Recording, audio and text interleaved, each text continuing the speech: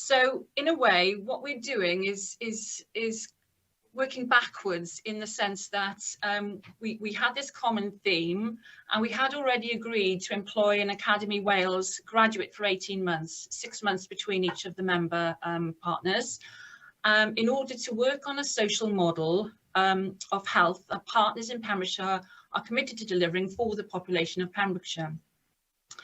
And we realised that our challenge would have been way too big to complete without this graduate being in post. So we feel quite lucky, really, because our challenge is actually, how do we support communities to engage, collaborate and innovate for sustainable community redesign? Basically to use our resources efficiently and effectively, with this focus on the health and well-being. So what CEIC has allowed us to do is to better understand how we as partners work, because as you can imagine, we are very different as organisations. So we understand what we do and who does it and how it's done, although I have to say there's still a very steep learning curve on this part of the journey. And what we've discovered along the way is that there are a lot of organisations working towards similar goals, even within our small community. And this has been our biggest challenge, I think, in that we have not yet actually agreed a finite list of stakeholders to work with. You can leave the slides there now. I'll stick with this one, and then Julian come in after me. Because there are so many working along the same lines, and CEIC came along at the most, fortunate time to allow us to sit down and think how we needed to make this happen. So the role for us as a CEIC group, and ultimately our graduate, will be to integrate, collaborate and coordinate activity and resources across the public and third sectors, as you can see from our challenge, to support and develop community well-being, which is a huge task in itself. Being a rural community, it's very easy to operate in silos, very blissfully unaware what may be happening or could be happening in the next village or town to us, and that's something that we've discovered along our journey through this project. But what we are aiming to identify are the local assets to address the local need and to reduce and ultimately avoid the duplication of resources. Individual wellbeing is currently supported through GP practice-based multiple disciplinary teams, and our graduate will then review and assess impacts of this work and share that best practice. So alongside this support for individuals, public and third sector partners are working together as multi-agency teams to look at intelligence sharing and collaboration. Because what we need to do is understand and communicate the strengths and weaknesses of a community's well-being so that we can deliver actions in response to that. So the outcome of the work, we hope, at the end of the 18 months then, is to deliver sustainable processes for community engagement and co-production, community well-being assessments and produce action plans. So that's just a very brief overview. I'm now going to hand over to the second member of our tag team, who's Julian, who will explain all of this in a little bit more detail for you. So hi, yes, I'm Julian Brewer, working with Pembrokeshire County Council within the commissioning team. If you can have the slide back up, please, that shows the previous one, the key aims of our challenge, just to... okay, I think there's one that was missing then. Is one after that? The key aims of our challenge?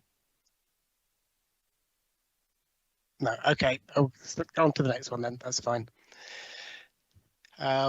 Yeah, so we've got some key aims, which was actually really trying to reduce a number of things, reduce carbon footprint, resource use, duplication, isolation, and the need of other services, and increase that shared resources, increase local and sustainable access, community connections, community cohesion, and well-being. So absolutely, we're saying this is a journey rather than a product that we'll end up with some of the things, some of the CEIC initiatives. People have looked at a video, a communications exercise, a product. They feel like you've got something tangible, but this is actually a way of working which will continue to evolve and develop and grow. Looking at some of the things we're trying to decrease on the left-hand side, I would certainly say traditional services, we've tended to focus on centralising things, reducing resources. Where we've rationed because there's not enough for everybody, we will sometimes turn people away if their need is not great enough and say, come back when it is. And you know what? They do.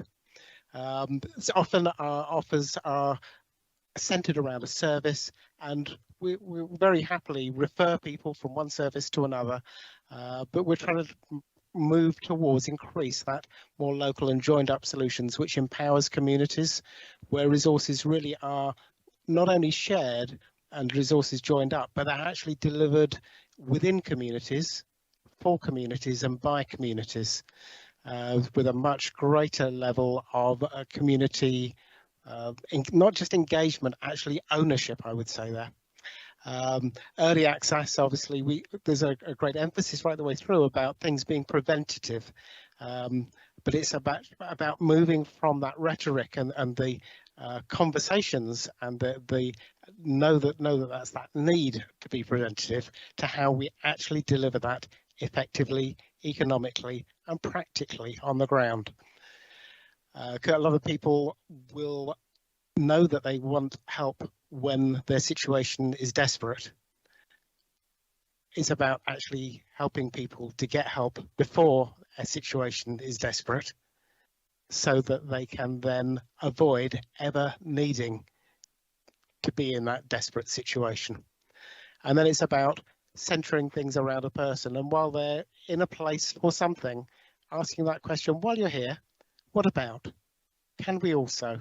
Is there another way in which we can help increase your health, your well-being, your community connection, any of those things? There's a lot going on. There is a lot already happening in this agenda, as Wendy's already referred to, and it's about embedding that as something that is not just happening in pockets, not just happening in pilots, not just happening in small initiatives, but is fundamentally the platform on which all of our services are developed and delivered. And along that journey, along that way, the resources required to deliver those services are reduced, they are localized, and therefore they are more effective. So I'm going to hand over to Ali, who's going to talk us through one idea that has already started within Pembrokeshire and that we're using to try and deliver these circular economy principles. Thank you. Okay, so in Pembrokeshire, we were lucky the beginning of last year, 2021, that we were successful in obtaining some grant funding through Welsh Government for circular economy and developing circular economy initiatives and network within Pembrokeshire, which is called the Pembrokeshire Circle.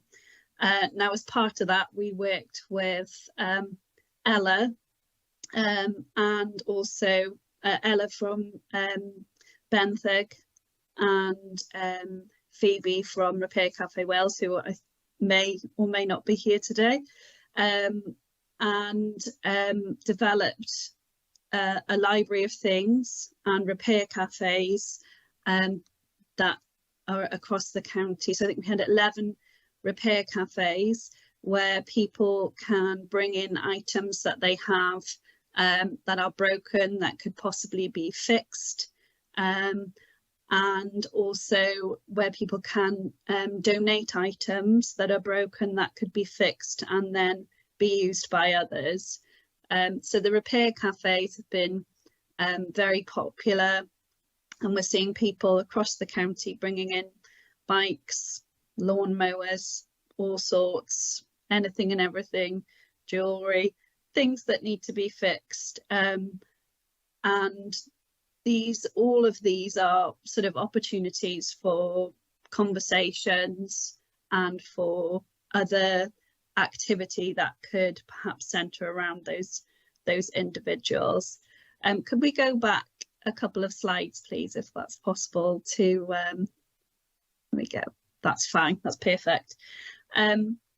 So in terms of the repair cafes, those giving opportunities really for people to, obviously to stop things from going into landfill, to extend the life of products. The Library of Things is based in Haverfordwest, but all over the county, allows people to borrow things instead of buy. And there's lots of opportunities for us to develop this and to give more community ownership to the Library of Things. So we want to sort of develop that further. And one of the things that we really thought about in terms of well-being and health, and how we can improve the opportunities for us to support individuals, but to do so in a holistic way, is around bringing in more items to help people who may, for whatever reason, have a requirement for some assistive aids, rollers, walkers, wheelchairs and things like that, where they could get those things from the Library of Things, but how we can add on to that to include actual signposting to other organisations that would be able to support those individuals, having a presence at those events, community events and things. So there's lots of opportunities for around the Library of Things to get to know more what each community wants, and to respond to that by bringing those things in, making them available, but also bringing people and services in around the Library of Things to say, if people are requiring and needing these items, or they may also be requiring different support with their health, with their well-being, and I think there's room for that to grow, certainly with the growing cost of living and people's needs, to expand our sort of community connections through the Library of Things, and to add on services around those events happening within those communities. And the other aspect of that is the extension of the life of products. So we do also look at things that, so for example, metal filing cabinets that were coming in and that could no longer be used, how we repurpose those perhaps into whole planters and things like that. So there's all sorts of opportunities that happen within the community as a result of the Library of Things and the repair cafes and the reuse and remanufacture, where we can get people involved proactively in the circular economy that improves their health and their well-being, through getting involved in some of the repurposing and answering the needs of the community.